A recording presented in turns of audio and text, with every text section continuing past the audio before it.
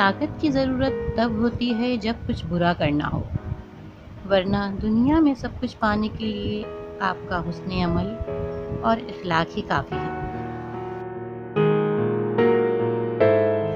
اچھا سوچیں اور اچھا بولیں، کیونکہ بد زبانی اور بدگمانی دو ایسے عیب ہیں جو انسان کے ہر کمال کو زوال میں بدل دیتے ہیں۔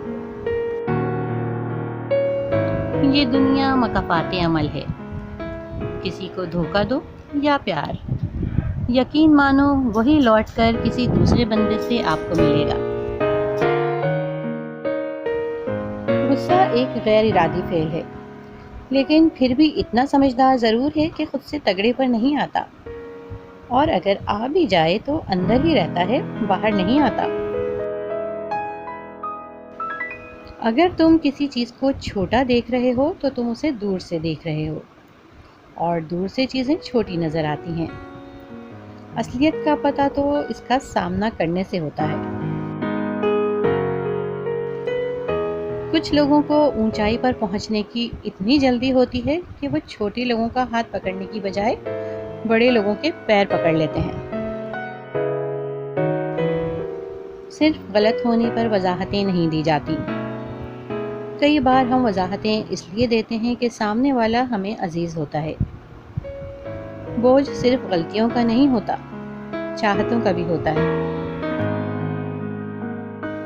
کسی کا دل چیر کر تو ہم نے دیکھا نہیں ہوتا، مگر وقت اور تجربہ یہ اندازہ کرنا تو سکھا دیتا ہے کہ کون دل سے کچھ کہہ رہا ہے اور کون صرف زبان سے۔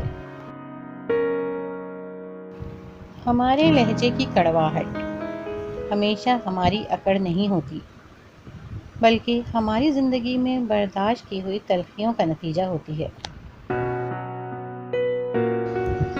سانپ اور انسان میں فرق صرف اتنا ہے کہ سانپ اپنے دفاع کے لیے ڈستا ہے اور انسان اپنے مفاد کے لیے۔ خاموشی ایک بہترین عادت ہے، خاص طور پر تب جب آپ جاہلوں میں گھرے ہوئے ہوں۔ انسان کبھی کسی کے لیے اتنا ضروری بھی نہیں ہوتا جتنا وہ گمان کر لیتا ہے۔ انسان جب اندر سے ٹوٹ جائے تو کسی بھی ماحول سے خوش نہیں ہوتا، چاہے آس پاس بہت محبت اور احساس کرنے والے لوگ ہی کیوں نہ ہوں۔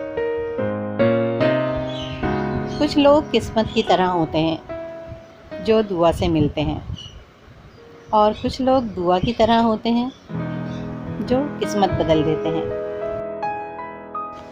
ایک نفرت ہی ہے جسے دنیا چند لمحوں میں جان لیتی ہے، ورنہ چاہت کا یقین دلانے میں تو ساری عمر بیت جاتی ہے۔